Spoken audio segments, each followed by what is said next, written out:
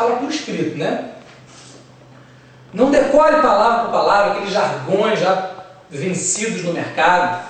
Busque sempre ênfase em coisas novas, em exemplos novos, né? E utilize evidências e cases para apoiar os exemplos.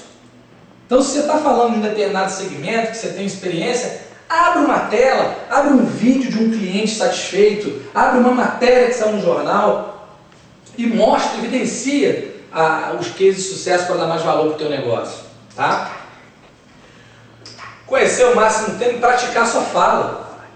Tem que praticar, gente, tá? Muitas vezes, bons oradores, renomados, ensaiam palestras. Eu já vi várias vezes. As pessoas ensaiam a palestra, ensaiam tudo que ela vai fazer, porque tem que praticar, isso é igual esporte, isso é igual qualquer tipo de negócio. Quanto mais eu treino, melhor eu fico, ou mais sorte eu tenho, não é assim que o pessoal fala? Apoio com o máximo de visuais, quer dizer, um slide só com texto, às vezes ele fica pobre, né? Uma apresentação sem visuais, sem fotos, sem cores, podem não mostrar o que realmente você quer passar. Eu, por exemplo, costumo trabalhar às vezes com 2 projetores. Se eu vou falar de um tema abrangente, ou com maior complexidade, o que eu costumo fazer? Eu coloco um projetor citando tudo que eu estou falando, exemplificando, e no outro mostrando efetivamente uma tecnologia. Se eu vou fazer uma apresentação de software, o que eu faço? Eu tenho que conhecer os processos que o software vai atender, eu coloco um slide com o desenho do processo que eu estou falando, e no outro eu mostro o software desencadeando aquele processo. Isso causa impacto, que a pessoa entende. Lembra que a gente falou lá atrás? O cliente precisa entender o que você está falando? Então é isso aqui. Outra coisa também, ainda na apresentação, são as dicas de empatia. Sinta-se honrado por falar, né? Eu estou aqui agora falando de um tema, eu me orgulho de estar falando disso aqui. Eu me orgulho de passar conhecimento de situações onde eu obtive sucesso, executando uma metodologia onde eu atingo sucesso. Então, eu considero e fico honrado ao falar sobre as questões que eu estou abordando. Então, numa apresentação, enfatize isso. Pode falar, não é vergonha para ninguém defender aquilo que você está fazendo, se você acredita naquilo, né? Não atue de forma triunfante somente, seja humilde também. Você tem que ter segurança, postura e ser humilde, né? Com humildade você consegue muitas coisas. Então, não atue só de forma triunfante. É o caso de sempre usar o nós, né? E nunca vocês. Isso aqui, inclusive, numa interação com o cliente, você já ganha a plateia. Nós podemos fazer um grande projeto aqui em conjunto, né? E não só jogar para o cliente essa responsabilidade. Sempre que possível, mencione os nomes dos seus ouvintes. Então, lembra que você tem que se preparar, saber quem vai participar. E quando você está fazendo uma apresentação, você chama a pessoa para você. Não é, senhor fulano, senhor André, por favor, o senhor entendeu aquilo que a gente acabou de apresentar? Isso cativa, isso traz o cliente para perto de você. E pode parecer, gente, mas esses pequenos tópicos, na hora que você coloca isso na veia, você obtém sucesso com uma condução de negócio, tá? Ser natural ao falar, né? ter cuidado com piadas, gestos forçados, né? Ficar atento ao comportamento do auditório. Ou seja, será que eles estão gostando? Será que eu tenho que mudar a estratégia? É a questão do improviso. Eu estou fazendo uma apresentação. Vamos perceber como é que o pessoal está se posicionando. Poxa, o pessoal não está gostando não. Né? Recentemente, a gente foi fazer uma apresentação de um cliente. Aí, uma pessoa da nossa equipe falou, cara, vamos dar uma parada. O público não está bem. Vamos tomar um café, vamos mudar. A gente fez isso, deu certo. A gente trouxe o pessoal para conversar um pouquinho. O que vocês estão achando e tal. Então, tem que ficar atento ao comportamento do auditório. Sorrir, que é passar a mensagem de alegria, de motivação, né? de gosto pelo que você está fazendo. Cuidar sempre da aparência. Vai fazer uma apresentação, não é só na primeira visita. Ah, já causei uma boa impressão na primeira visita, agora eu posso relaxar. Não! O cliente tem que se espelhar em você.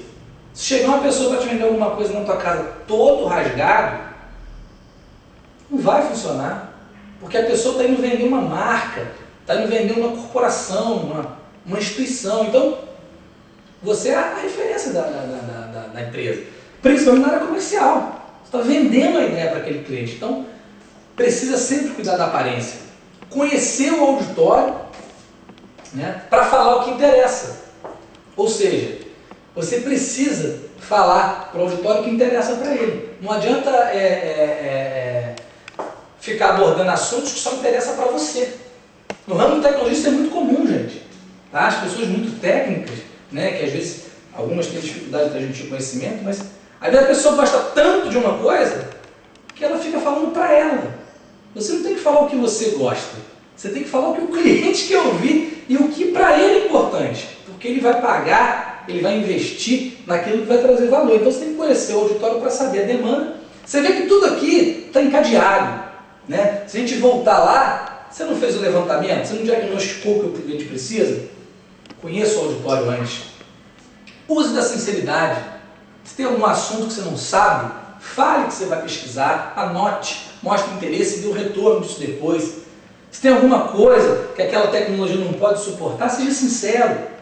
Olha, esse caso aqui eu não consigo atender, mas eu consigo compensar isso com esse opcional. Então, a sinceridade ganha muito ponto.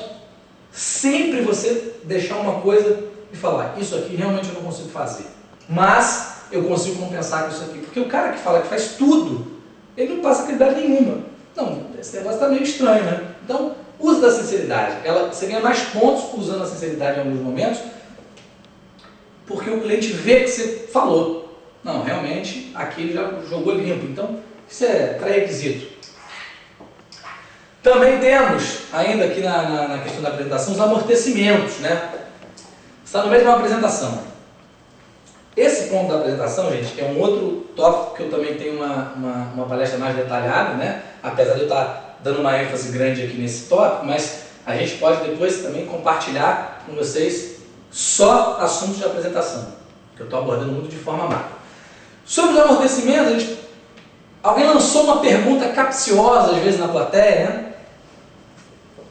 Amorteça isso. Agradeça essa pergunta, né? O senhor mandou uma pergunta bastante interessante, sua pergunta, senhor André.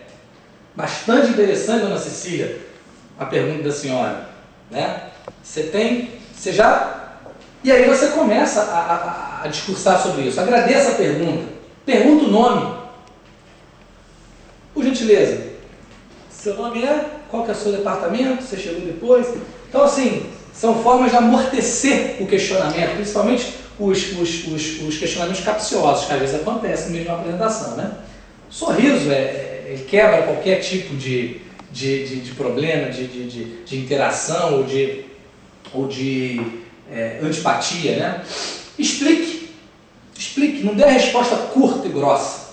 Se a pessoa fez um questionamento, explica para ela, detalhe, tenha atenção com o caso.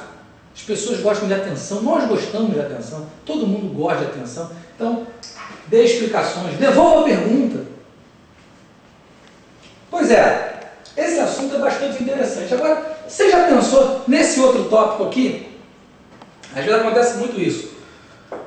Tem alguém assistindo uma apresentação, aí a pessoa faz uma pergunta fora de contexto. Aí você tem duas maneiras de responder, né? Você pode dar uma resposta direta, ou até falar que aquilo não cabe naquele momento, mas uma das melhores técnicas para você amortecer um questionamento fora de contexto é devolver a pergunta, ou seja, mas você já parou para pensar se realmente isso se aplica? Devolve a pergunta para a pessoa, tá? Reestrutura a pergunta. Assim, eu acho que eu posso complementar, inclusive, o seu questionamento. Se você perguntou isso, imagina isso. Então você amplifica a pergunta e consegue, consequentemente, amplificar também a resposta. Tá? Na hora do fechamento da apresentação, gente, tem algumas técnicas também. A gente precisa executar isso quando você vai fechar uma apresentação para, a partir dali, você elaborar a próxima fase, que é a apresentação do projeto, da proposta. Então, lembre-se que você prospectou, abordou, começou a conduzir, converteu em oportunidade e começou a conduzir. fez um levantamento, fez uma apresentação. Eu vou entrar agora num outro ciclo importantíssimo, que é a apresentação de uma proposta. Eu preciso fazer o fechamento da apresentação de forma consistente, para o cliente entender o seguinte: bacana, o cara me apresentou, agora ele vai fazer a proposta. E é legal o cliente saber essas fases, tá? Estamos na fase XYZ, isso causa segurança para ele, isso mostra uma organização. Então, na hora do fechamento, tem umas técnicas, resumir em poucas palavras.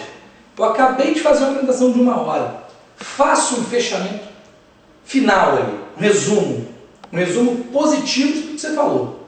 Isso é bastante importante. Isso enfatiza, isso grava na memória das pessoas os benefícios que você acabou de mostrar. Reafirme esses benefícios. O que foi importante para aquele caso, você já sabe qual é o gargalo daquele cliente. Reafirme para ele os benefícios que você vai conseguir entregar com a sua solução. Tá? E faça afirmações motivadoras. Ou seja, após esse investimento aqui, você vai conseguir melhorar esses processos, vai rentabilizar isso no seu negócio. Então, isso também no fechamento é importante. Mais uma vez, né? Entramos na fase da proposta. Preparação, gente. Não faça uma proposta no padrão. Uma proposta para o cliente já tem que ser única, personalizada. Tá? Se a gente voltar aqui, gente, tá? Não esqueça disso. Todas as fases que a gente passou, todas elas, não use só o padrão não, gente. Use personalizado. As fases que a gente tem aqui, ó, elas têm que ser seguidas e todas elas têm que passar por uma preparação. Então imagine o seguinte: eu consegui diagnosticar bem o que o cliente precisa, preparei um diferencial e apresentei isso, fechei reafirmando os benefícios. Agora eu vou apresentar a proposta. E nesse momento, tá? Naturalmente, como eu falei lá no início, todas as fases são importantes. Todas. A prospecção é importante, a condução é importante e o fechamento é importante. Todas são. Entretanto, elas têm que estar encadeadas, têm que seguir e fazer a metodologia ser aplicada efetivamente. Nessa fase aqui, tá? Essa aqui foi muito importante. Agora, essa também é. Eu tenho que apresentar uma proposta personalizada. Para isso eu também tenho que me preparar. Eu não já segui todas as fases, eu não fiz tudo como mando figurino. Não vamos pecar na hora da proposta, fazer uma proposta padrão. Mandar por e-mail uma proposta não existe, gente. Nunca mande uma proposta de uma venda corporativa por e-mail. Você tem que ir ao cliente, você tem que chegar lá, validar as expectativas com ele. É realmente isso que eu entendi? Tudo que eu levantei aqui foi isso. Tá entendido? Tá tudo ok? Beleza. Agora eu vou começar a preparar os cenários. Outra coisa que é um grande diferencial e pouca gente faz. Preparar mais de um cenário não dá trabalho nenhum, gente. Já que está tudo já mapeado, se você usou a metodologia, preparar mais de um cenário é básico. O que você vai fazer? Você vai pegar, poxa, eu posso vender na modalidade X, eu posso alugar, eu posso fazer o projeto dividido em fases, apresenta mais de um cenário para o cliente. Naturalmente, você tem que observar qual é o cenário mais vantajoso para você, mas numa relação ganha-ganha, que é a que a gente tem que praticar, você tem que apresentar todos os cenários ganha-ganha. E é claro que se você tem um que você quer direcionar, você tenta defendê-lo. Entretanto, numa concorrência, apresenta mais de um cenário. Aquele cara que apresenta só o básico, ele fica para trás. Porque o cliente vai ancorar em você, ele vai falar, poxa, esse cara aqui me deu alternativas, né? Então, prepare mais um cenário, dê opções para o cliente. O cliente gosta de opção. Ele não gosta de se sentir pressionado, ele gosta de sentir que ele tem o direito de optar pelo melhor negócio. Então, isso também é bastante interessante, dar opções ao cliente. E mostrar cases de sucesso. Coisas simples. Você levar, pode ser na apresentação da proposta, ou antes, mostrar